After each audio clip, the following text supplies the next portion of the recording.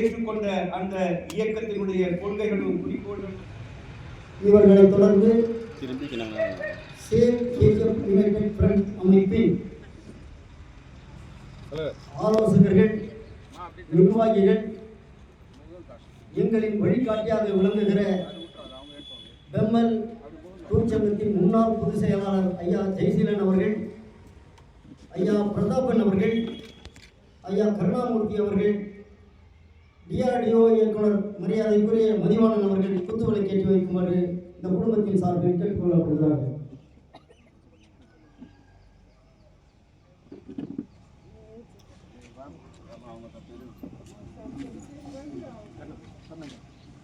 Mic அது எனக்கு கிருஷ்ணன்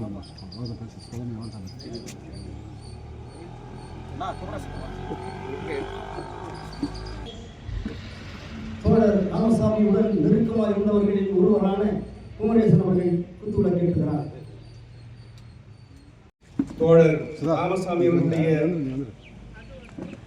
நினைவுகளை மீண்டும் நினைவுபடுத்திக் கொள்வதற்காக 5ஆம் ஆண்டு நினைவு நிகழ்ச்சியில் கலந்து கொண்டிருக்கின்ற உற்றார் உறவினர்களே, நண்பர்களே, இந்த பகுதியை சார்ந்த ஆன்றோர் சான்றோரே, உங்கள் அனைவருக்கும் மீண்டும் குடும்பத்தின் சார்பாக வரவேற்பினை நல்கி, நேரத்தின் அருமை கருதி தோழர் ராமசாமி அவர்கள் இந்த பகுதியில் மாத்திரமல்ல, இந்த கர்நாடக மாநிலத்திலேயே ஒரு மிகப்பெரிய பொது உடைமை ஆளுமையாக திகழ்ந்தவர்.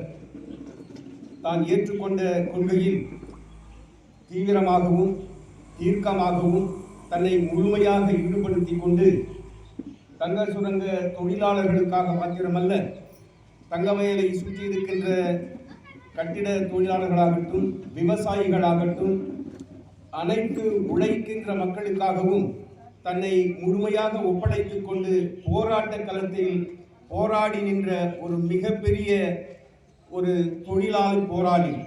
அப்படிப்பட்ட மிக சிறந்த ஒரு தொழிற்சங்கவாதியும் பொது உடைமைவாதியும் பகுத்தறிவு சிந்தனையாளருமாக திகழ்ந்த தோழர் ராமசாமி அவர்கள் இன்றைக்கு நம்மிடையே இல்லை என்று சொன்னாலும் கூட அவருடைய திருவுருவமாக அவர் உலாவிட்டிருக்கிற அவருடைய குமாரன் தோழர் ஜோதிபாசு அவர்கள் இன்றைக்கு அவர் காட்டிய திசையில் அவர் ஏற்றுக்கொண்ட குறிக்கோளையும் கொள்கைகளையும் மிகவும் தீவிரமாக செயல்படுத்தி கொண்டிருக்கின்ற ஒரு சிறந்த திருக்குமாரனாக தோழர் ஜோதிபாசு அவர்கள் திகழ்ந்து கொண்டிருக்கிறார்.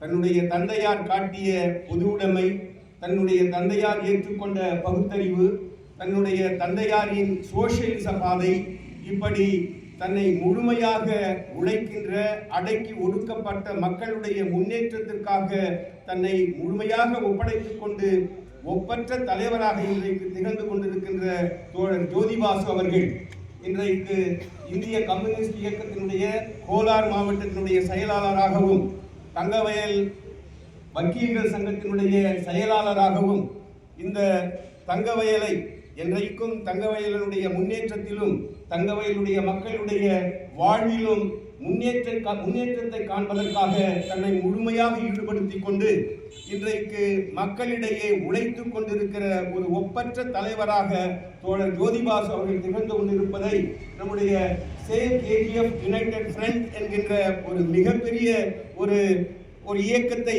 ஏற்படுத்தி அந்த இயக்கம் தங்கவயல் இழந்ததை மாத்திரமல்ல, இருக்கின்றதையும் காப்பதற்காக உழைத்துக் கொண்டிருக்கின்ற ஒப்பற்ற ஒரு தலைவராக இன்றைக்கு தோழர் ஜோதிபாசு அவர்கள் உருவாகி இருக்கிறார்கள் என்று சொன்னால் அதற்கு காரணம் தோழர் ராமசாமி அவர்கள். அவருடைய மிக சிறந்த ஒரு படைப்பாகிய தங்கவயல் தொழிலாளர் வரலாறு, தொழிற்சங்க வரலாறு, அந்த புத்தகம் அடுத்த தலைமுறையினருக்கு, அடுத்த தலைமுறையை நகர்த்துவதற்காக இந்த தங்க சுரங்கம் எப்படி உருவாக்கப்பட்டது, இந்த தங்க சுரங்கத்தினுடைய தொழிலாளர்களுடைய அடிமைத்தனம், அடிமை விலங்கு பிரிட்டிஷாரிடம் இருந்தாலும் சரி, இந்திய அரசாங்கத்திடம் இருந்தாலும் சரி, அவற்றை எப்படி மீட்டெடுப்பது என்கின்ற வகையில் சங்கத்தை தோற்றுவித்த அந்த வரலாற்றை மிக சிறப்பாக எழுதியிருக்கின்ற தோழர் ராமசாமி அவர்களுடைய அந்த பாதையிலே இன்றைக்கு அவருடைய குடும்பம் நடை போட்டுக் கொண்டிருக்கிறது. எனவே மீண்டும் அவருடைய பாதையிலே செல்ல வேண்டும் என்கின்ற எண்ணத்தோடு இன்றைக்கு நம்மையும் இந்த இயக்கமும் இந்த சங்கமும் அவர்களோடு பயணிக்க வேண்டும் என்பதற்காக தங்களை மீண்டும் ஒப்படைத்துக் கொள்ளுகின்ற தங்களுடைய மீண்டும் ஆக்கப்பூர்வமாக உழைக்கின்ற மக்களுக்காக உருவாகி இருக்கின்ற அந்த இயக்கம் நடைபோட வேண்டும் என்கின்ற எண்ணத்தோடு தான் இந்த 5ஆம் ஆண்டு நினைவு நாள் நடைபெற்றுக் கொண்டிருக்கிறது. இது ஏதோ ஒரு சம்பிரதாய விழா அல்ல. மீண்டும் தங்களை அந்த கொள்கைகளுக்கும் குறிக்கோளுக்கும் ஒப்படைத்துக் கொள்ளுகின்ற ஒரு நாளாக இதை இங்கே இருக்கின்றவர்கள் அனைவரும் ஏற்றுக்கொள்ள வேண்டும் என்கின்ற எண்ணத்தோடு நடைபெற்றுக் கொண்டிருக்கக்கூடிய தலைவர் ராமசாமி அவர்களுடைய 5ஆம் ஆண்டு இறைவஞ்சலி கூட்டத்திற்கு தலைமை வகித்துக் கொண்டிருக்கக்கூடிய பூக்கடைக்கு விளம்பர தேவைகள் நீங்கள் எல்லாருக்கும் தெரியும். அந்த வகையில் உங்கள் எல்லோருக்கும் என்னுடைய முறையான இரங்கல் கலந்த வணக்கத்தை அதே போல மறைந்த தலைவருக்கு என்னுடைய வீர வணக்கத்தையும் குடும்பத்தாருக்கு என்னுடைய ஆழ்ந்த இரங்கலையும் இந்த நேரத்தில் பதிவு செய்திருக்கிறேன். அருமை தலைவரோடு நீண்ட காலமாக பழகக்கூடிய ஒரு வாய்ப்பு பெற்றது. அந்த வகையில் பார்க்கின்ற போது இந்த தராசில் எப்படி 2 பொருளை வச்சாலும் அந்த வெயிட்டு வச்சாலும் அதாவது பட்டை வச்சாலும் யூக்கலாக இருக்குமோ அந்த வகையில் அவர் அந்த குடும்ப பொறுப்பிலும் ஒரு குடும்ப தலைவனாக அவருடைய செயல்பாடு திருப்திகரமாக, அதாவது சொன்னாக்கா அந்த அம்மையார் கடைக்கு போகிறது எந்த பொருள் வாங்கினாலும் குடும்பத்துக்கு தேவையான எல்லா பொருளையும் அவர் தான் வாங்கிட்டு வருவார். அந்த அளவுக்கு அதே போல் அவருடைய பிள்ளைகள் அவர்களை பார்த்து கொள்வதிலிருந்து அந்த குடும்ப தலைவருக்கான பொறுப்பு சிறப்பான பொருள். அதையும் மீறி தான் நாம் இங்கெல்லாம் அதுவரையில் இருந்து தான் நாம் இந்த அளவுக்கு பேச வேண்டியது. ஆனால் அதையும் மீறி அவருடைய செயல்பாடு ரொம்ப ஒரு நீண்ட வரலாறு இருக்குது. அந்த பகுதியில் சொல்லணும்னு சொன்னாக்கா அருமை தலைவர் ராமசாமி, ராமலிங்கம், மாரி, விரிச்சப்பன், கர்ணன் இந்த இடத்தை இன்றைக்கு வரலும் பூர்த்தி செய்யறதுக்கான ஒரு தலைவர்கள் அந்த இடத்துல இல்லைன்னு சொல்லணும். அந்த அளவுக்கு அவருடைய பணியானது சிறப்பான முறையில் அவருடைய அந்த தொலைநோக்கு பார்வையில் அந்த பகுதி தென்பகுதியில் அவர் செஞ்சிருக்கிற வேலை நிறைய வேலையும் அதை இப்போ நாம் வரணும்னு சொன்னால் நேரம் நமக்கு போதாது. ஏன்னு சொன்னால் 50 ஆண்டு காலமாக அவருடைய செயல்பாடு இருந்து இன்றைக்கும் அந்த இடத்துல நினைவுகளாக இருந்துன்னு தான் இருக்குது. அந்த வகையில் பார்க்குறப்போ அவருடைய வேலை அந்த சிஐடி தொழிற்சங்கத்தோடு கம்யூனிஸ்ட் கட்சியோடு சேர்ந்து எல்லா தோழர்களோடு சேர்ந்து இவருக்கு அதிகமான பங்குன்னு சொல்லலாம்.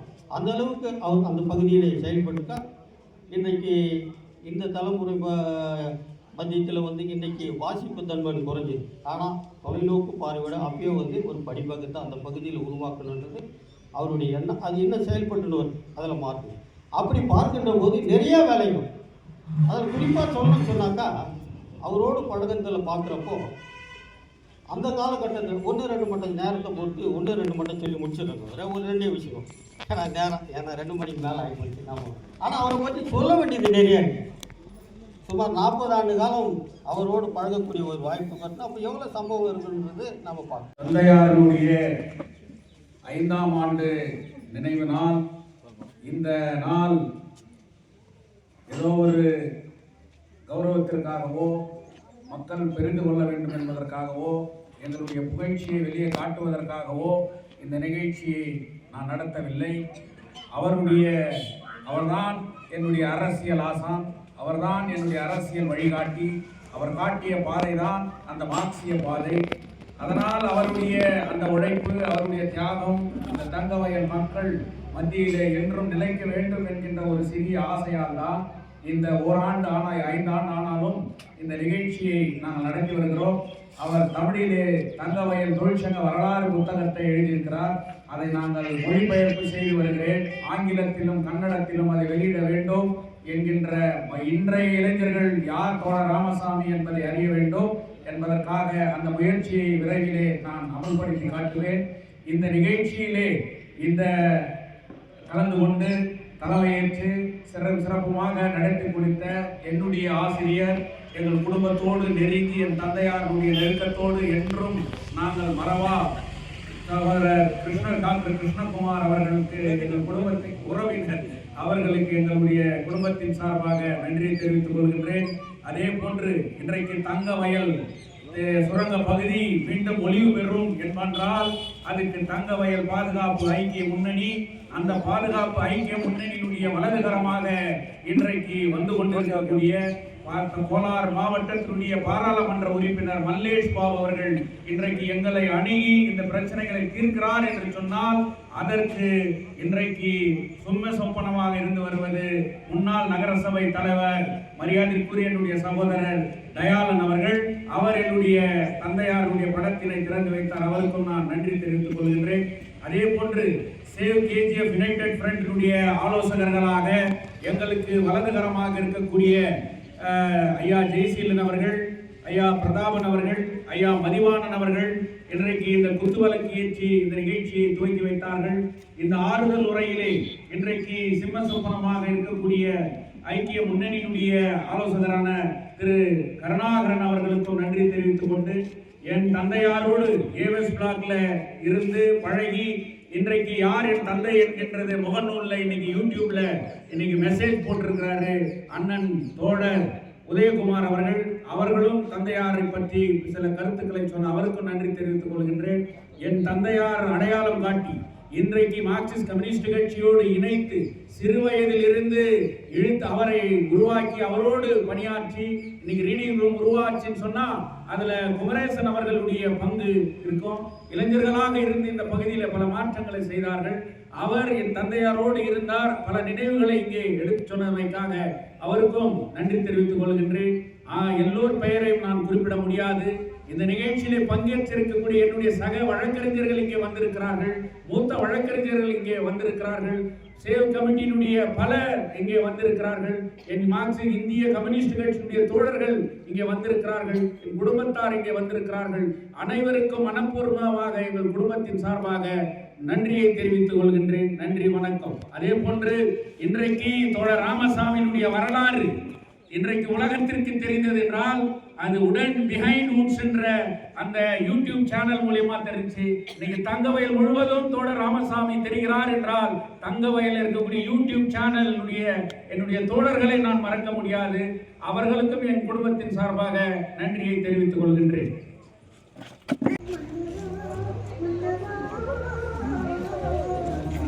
முன்னாடி அது எவ்வளோ போட